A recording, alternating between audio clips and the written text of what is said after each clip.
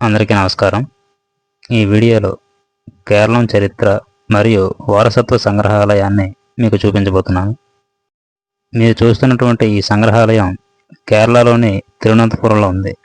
ఇక్కడ సంగ్రహాలయం అంటే మ్యూజియం, అంటే పురావస్తు ప్రదర్శనశాల. సాధారణంగా అన్ని పురావస్తు ప్రదర్శనశాల మాదిరిగానే ఇక్కడ కూడా పురాతనమైనటువంటి విగ్రహాలు, అలాగే మన సంస్కృతి మరియు సాంప్రదాయాలకు సంబంధించినటువంటి చరిత్రను ఇక్కడ పొందుపరచడం అనేది మనం చూడవచ్చు. ఈ సంగ్రహాలయం అంటే ఈ మ్యూజియం కేరళ పర్యాటకం మరియు కేరళ రాష్ట్ర పురావస్తు శాఖల సంయుక్తంగా ఏర్పాటు చేశారు.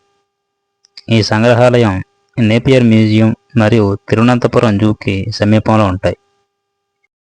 అందుబాటులో ఉన్న చరిత్ర పూర్వ మరియు చారిత్రక ఆధారాల ప్రకారం 3000 సంవత్సరాలకు పైగా విస్తరించి ఉన్న కేరళం చరిత్ర మరియు వారసత్వాన్ని నమోదు చేయడమే లక్ష్యంగా ఈ సంగ్రహాలయాన్ని ఏర్పాటు చేశారు.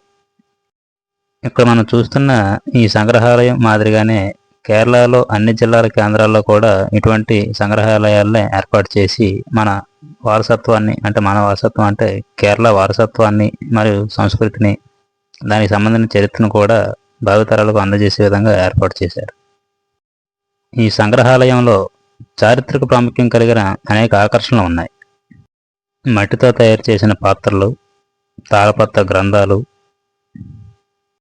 ఈ తాళపత్ర గ్రంథాలు మలయాళం, అంటే కేరళ రాష్ట్ర భాష అయినటువంటి మలయాళం మరియు సంస్కృత భాషల్లో ముద్రించబడ్డాయి. అలాగే 2000 సంవత్సరాల క్రితం మలబార్ తీరం, అంటే ప్రస్తుత కేరళ తీరం వెంబడి రోమన్ సామ్రాజ్యం మరియు చేర సామ్రాజ్యం మధ్య జరిగిన ప్రాచీన సముద్ర వాణిజ్య చరిత్రను వివరించే ప్రాచీన రోమన్ నాణేలను కూడా మనం చూడవచ్చు. ఇక్కడ మీరు చూస్తున్న ఈ నాణేలన్నీ కూడా ఆనాటి కాలాల్లో వాడినటువంటి వర్తక వాణిజ్యాల్లో ఉపయోగించేవారు. ఈ నాణేలను తొలగించిన తర్వాత మనం ఇక్కడ యోగ నరసింహస్వామిని చూడవచ్చు. ఈ యోగ నరసింహస్వామి విగ్రహాన్ని చెక్కతో తయారు చేశారు. అలాగే ఈ బ్రహ్మ విగ్రహాన్ని, తర్వాత ఈ విష్ణుమూర్తి విగ్రహం అనేవి కూడా, ఇవన్నీ కూడా చెక్కతో తయారు చేసేటువంటి విగ్రహాలు. ఇంకా ఇటుపక్క ఇవన్నీ కూడా రాతితో తయారు చేసిన విగ్రహాలుగా మనకి తెలుస్తుంది. ఈ శిల్పాలన్నీ కూడా అద్భుతంగా చెక్కి జీవకళ ఉట్టిపడే విధంగా మనకి కనువిందు కలిగి చేస్తూ ఉన్నాయి. ఆ తరువాత ఇక్కడ మీరు చూస్తున్న ఈ విగ్రహాలన్నీ కూడా రాగితో తయారు చేసేటువంటి విగ్రహాలు. వీటిలో చాలా వరకు నటరాజస్వామి, విష్ణుమూర్తి, అలాగే మహేశ్వరుడి, అంటే శివుని విగ్రహాలు ఎక్కువగా మనకు కనిపిస్తూ ఉన్నాయి. ఈ రాగి విగ్రహాలని సందర్శించిన తర్వాత ఇక్కడి నుంచి మనం మెట్ల మార్గంలో పైకి వెళ్ళాల్సి ఉంటుంది. ఈ పైకి వెళ్ళిన తర్వాత మనకు మొదటగా తీయం వేసినటువంటి, అంటే ఒక వేషధారణ అనేది మనకు కనిపిస్తూ ఉంటుంది.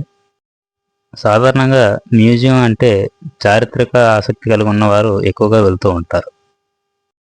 ఇలా మ్యూజియానికి వెళ్ళడం వల్ల మన చరిత్ర మరియు సంస్కృతి వంటి గొప్ప గొప్ప విషయాలు తెలుసుకోవడం అనేది మనకెంతో అవసరంగా కూడా చెప్పవచ్చు.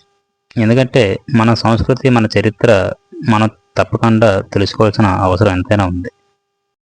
ఇంకా ఈ దేవాలయ గోడలపై చిత్రీకరించిన ఈ చిత్రాలు పుండరీకపురం దేవాలయం కొట్టాయం నుండి తీసుకొచ్చినటువంటి చిత్రాలు అన్నమాట. ఈ సంగ్రహాలయంలో ఈ కుడ్డి చిత్రాలు, అంటే దేవాలయ గోడలపై చిత్రీకరించిన ఈ చిత్రాలు అనేవి ఒక ప్రత్యేక ఆకర్షణ అనేవి మనం చెప్పుకోవచ్చు. ఈ కుడ్డి చిత్రాలను బట్టి మన దేవాలయ చిత్రాలు, అదేవిధంగా కేరళ ఉన్నటువంటి దేవాలయ చిత్రాలకి మనం కొంత తేడా అనేది మనం గమనించవచ్చు. ఇందాక మనం చూసేటువంటి చెక్కతో తయారు చేసినటువంటి యోగ నరసింహ, అలాగే బ్రహ్మ యొక్క శిల్పాలు ఎంత అద్భుతంగా ఉన్నాయో, అదేవిధంగా ఈ కుడ్డి చిత్రాలు కూడా అంతే అద్భుతంగా ఉండడంలో ఎటువంటి సందేహం లేదు. పూర్వకాలంలో ఇల్లు ఏ విధంగా ఉండేదో మనకి ఇక్కడ మ్యూజియంలో చూపిస్తున్నారు. అలాగే ఆ కాలంలో వాడేటువంటి సంగీత వాయిద్యాలైనటువంటి డోలు, డమరకం, సన్నాయి, అలాగే వీణ వంటి వాయిద్య పరికరాలు అనేవి మనం చూసాం. ఇప్పుడు మనం పూర్వకాలంలో ఉన్నటువంటి ఇల్లుని ఇప్పుడు లోపలికి వెళ్ళి చూద్దాం పదండి.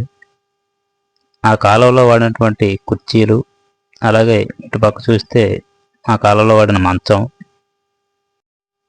దీన్ని మామూలుగా చెప్పాలంటే మండువా ఇల్లుగా వీటిని పేర్కొంటారు. ఎక్కువగా మనకి గోదావరి జిల్లాల్లో ఇటువంటి ఇల్లులని మనం చూడవచ్చు.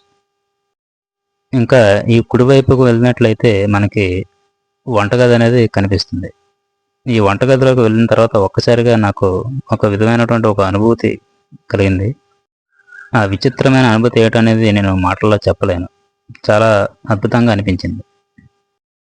పూర్వకాలంలో వంటగదులు ఏ విధంగా ఉండేవి, అలాగే వంట పాత్రలు కానీ, పొయ్యి అవి మొదలైనటువంటి ఇక్కడ అద్భుతంగా చూపించారు. అలాగే ఇక్కడ మీరు చూస్తున్నటువంటి ఈ కుర్చీ రోజ్వుడ్ చెక్కతో తయారు చేసింది.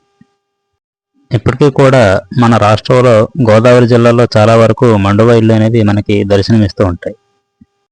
ఈ విధంగా పూర్వకాలపు ఇళ్లను సందర్శించిన తర్వాత ఇక్కడి నుంచి మనం బయటికి వెళ్ళవలసి ఉంటుంది.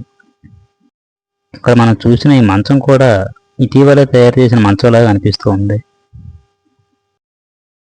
ఇక్కడ మీరు చూస్తున్న ఈ బండి ఆ కాలంలో వాడినటువంటి జట్కా బండిగా మనం చెప్పవచ్చు.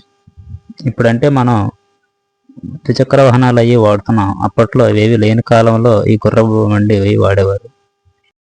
ఈ మ్యూజియం బయట ఉన్నటువంటి 2 ఫిరంగులు 18వ శతాబ్దానికి చెందినటువంటి ఫిరంగులు అన్నమాట. వీటిని అప్పట్లో టిప్పు సుల్తాన్ సైనిక దాడిని ఎదుర్కోవడానికి ఉపయోగించినట్లుగా మనకి అక్కడ తెలియజేస్తున్నారు. ఈ మ్యూజియంలోనికి ప్రవేశించి సందర్శించడానికి ఒక్కొక్కరికి 30 రూపాయల టికెట్టు ధర వసూలు చేస్తున్నారు.